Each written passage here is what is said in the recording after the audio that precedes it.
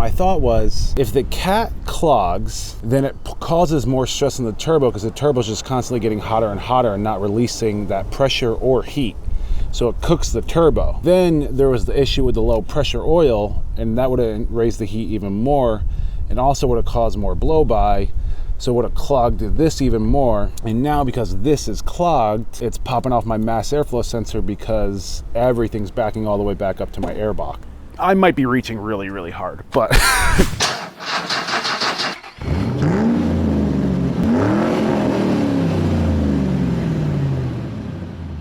What is up, guys? Welcome back to another episode of Broke Premiere. So today, it's probably a few days later since the last video. We're still in the Audi. I actually got this thing to show me the engine codes. So if you own an Audi or thinking about it, there is this thing called the K line. So the K line runs to basically all the modules and back to your OBD2 port. The thing is that it also runs to your stereo in the Audi. And for some reason, when you hook up an aftermarket stereo, it trips and like grounds that wire out or shorts that wire out. So once it's shorted out, your scanner will not read. So what I had to do was actually try to take out this this aftermarket stereo that they had in here. And finally, I was able to get my codes read. The code that I got was a mass airflow issue, and due to some of the vacuum lines that I replaced and some of the research I've done, I believe it's actually going to be vacuum lines. So I think we're going to go to the junkyard right now. We're going to grab a bunch of little parts, things like this armrest that needs to be replaced, this glove box that's hanging off, just a bunch of little stuff, that little switch, stuff to just make the car look pretty, basically. We're going to grab some of the vent pieces that I needed under the hood.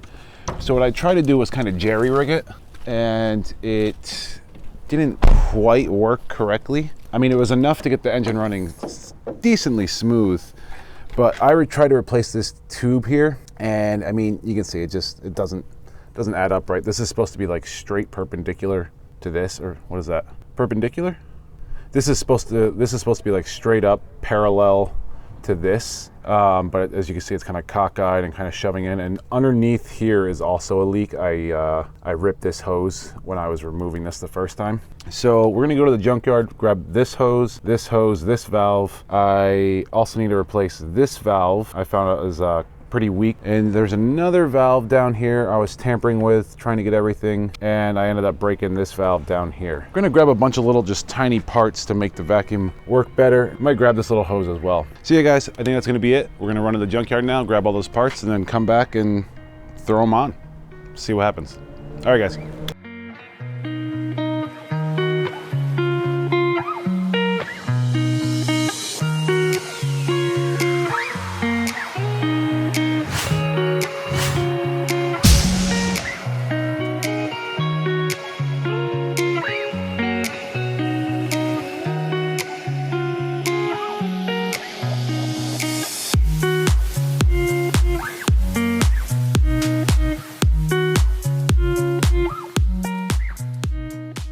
All right, guys, so I'm at the junkyard. I'm not gonna lie, I haven't had much luck finding almost anything for these cars.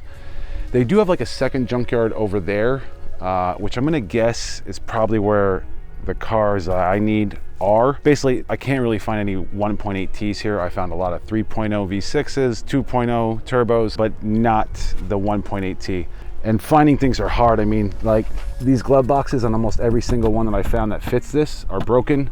These armrests, but I did find this stereo, which looks pretty decent, and I did find this little lock key that you guys saw that I needed. So I'm gonna grab this stuff for now, and then I'm gonna try to find a 1.8T here. If not, I might have to search online, see if they have one over the next one. But the next one is like, they call it their premium lot. It's like 25% more for everything. So I'm trying to avoid that for right now. Yeah, let's get at it.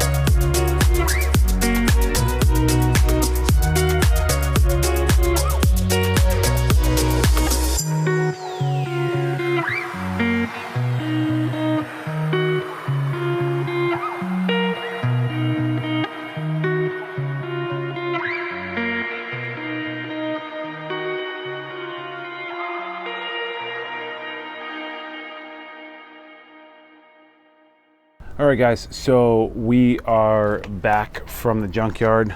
I was there probably for like 2 or 3 hours getting a bunch of little miscellaneous parts. So I picked up all these little items. Total came to about $86. So first thing right off the bat, I just went and test fitted this stereo, and it fits in the hole perfectly, but it is not the right stereo. The plugs in the back don't match up, they don't line up. This car has like the new one giant slide-in plug, and this still has like the 4 or 5 different ones. So luckily I bought a warranty on this. It's for like $7 I get to return it. And hopefully I can go to their premium lot and find the one that I actually need. So fingers crossed we can go back and find it tomorrow. For now I'm gonna install all these little things that I picked up. Hopefully this gets the engine running pretty good, eliminates all the mass airflow issues. All right, guys, time to get at it.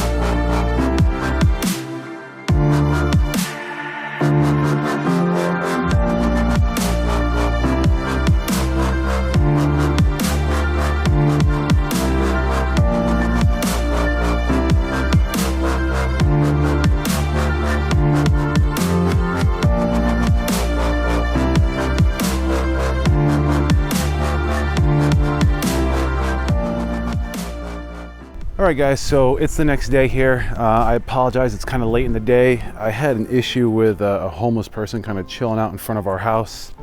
So I was trying not to tape. It was just weird and awkward. And so yeah, anyway, I ran to the store, I ran to Walmart, and I grabbed just a bunch of little knick-knack stuff like carb cleaner, brake cleaner, things like that. I was doing some research last night, and I probably cut the video short. I did throw in some parts of the interior, and I was trying to tape it, but unfortunately, I don't know what happened. I must have forgot to hit record, but I finally traded out this trim piece, which isn't much better than the other one, except it's just not white. It's still pretty ugly. Just threw in little things, this little cigarette like container thing, little stuff to just kind of bring the interior together.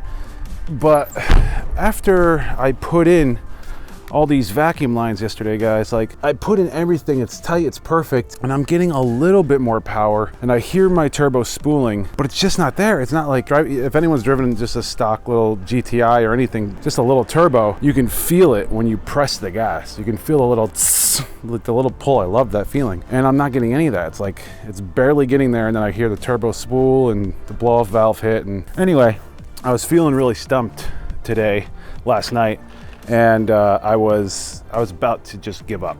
I wasn't about to give up, but I was feeling very flustered and annoyed. So anyway, I spent like 4 or 5 hours last night trying to research this thing, and I know it's gonna sound like I'm just repeating what I did on the Dodge, but actually people are saying it could be a clogged catalytic converter again. So it kind of makes sense, essentially, just because there's backed up pressure. Before, there's another sign that this valve might be bad, and you basically run the car, and if this oil cap bounces around when you open it, and it's just popping almost like the top of the old smokestacks in like a trucker movie, or an old train, like those little pop, pop, pop, pop, pop, pop, or even like an old teapot type of thing. The little top would just kind of bubble over. So that was happening here, but like worse than I saw in any of the movies that I watched. So definitely have a lot of back pressure going into the cams, probably from the crankcase. But what I'm realizing is that there's nowhere for that pressure to go, which there should be.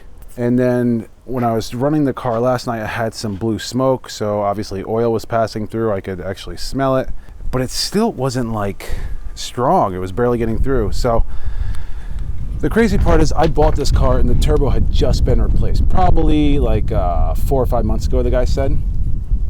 And my thought was, well, or at least after watching these videos, is that If the cat clogs, then it causes more stress on the turbo because the turbo is just constantly getting hotter and hotter and not releasing that pressure or heat. So it cooks the turbo. So then there was the issue with the low pressure oil, and that would have raised the heat even more and also would have caused more blow by. So it would have clogged this even more. And now because this is clogged, it's popping off my mass airflow sensor because everything's backing all the way back up to my air box.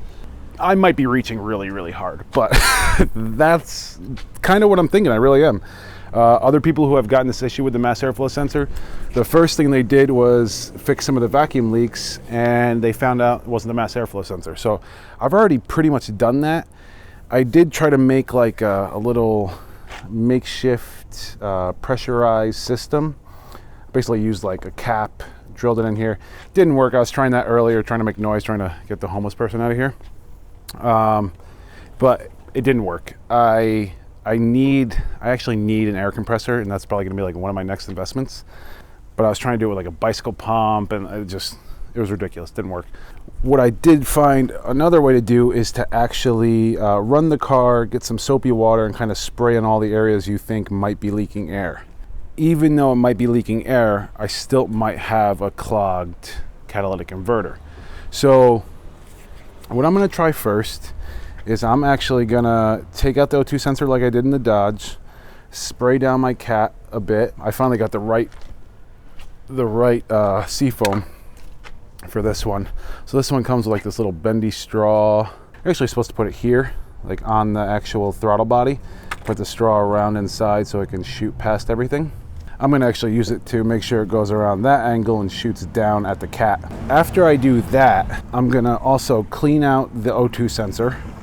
I bought some, carb cleaner to shoot out the O2 sensor. After I do both those things, I'm gonna put it back together, let it run for about 30 minutes, then let it run. And then while it's running, after all that, I will have all the air hooked back up, and I'll start running the soapy water over all the possible cracks that this thing could be leaking on. So I'm kind of hoping to do two birds, one stone, clean the O2 sensor, clean the cat, hopefully help some of the idle, which actually might open up the pressure. I don't know. I'm honestly at a loss for words. I don't know what else to do to try to figure out what's going on here.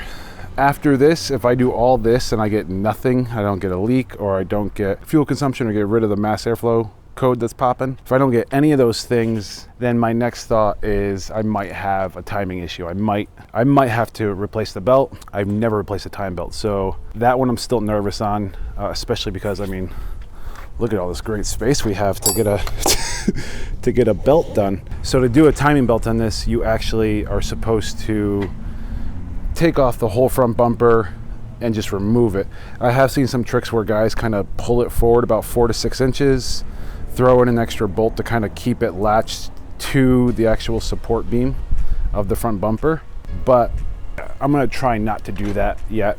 So we'll see what happens. All right, guys, I'm gonna get started with this, and yeah, let's do it.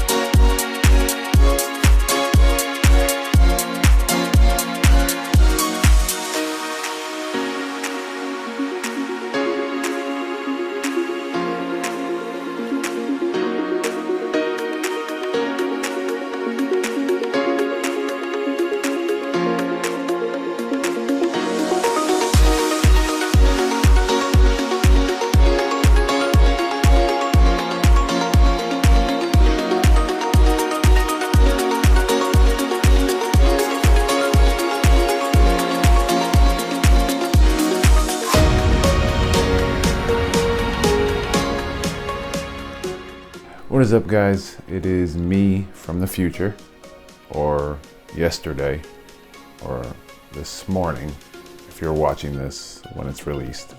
So I just realized upon editing this video that I never did an outro. And I think I remember that things kind of went into a little bit of a crazy turn that evening. So I think I just spaced and never actually got you an outro. So it's about, what is it? Looks like, I don't know if you can see that, but it's about 12:45 a.m. on Sunday morning. So I'm trying to finish this up for you guys. Basically what was happening in this last scene here was I was trying to replace the crankcase vent breather hose. It's late.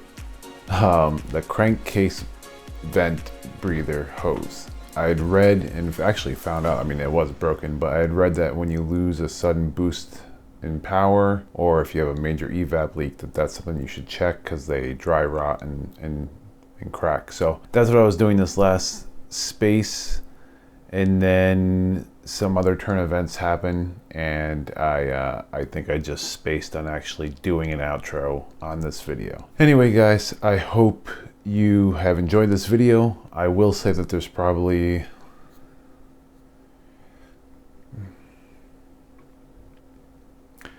at least 6 cars that have come and gone since this video, so stay tuned. There's some pretty cool content coming. I hope you guys have been enjoying. Also, guys, comment down below, what is like one of your cars that you've wanted that you've seen dirt cheap, but you just weren't sure if you should take the risk on something like Craigslist or OfferUp. I'm curious to see what other kind of deals are actually going on around the country that you guys saw. Like, I should have snatched that up, it was only $1,000. So if you could leave a comment down below, I'm really curious. But until I see you next time, guys, I hope you have a wonderful next couple of days, week, whenever I see you again next time. But I hope it's good. Later, guys.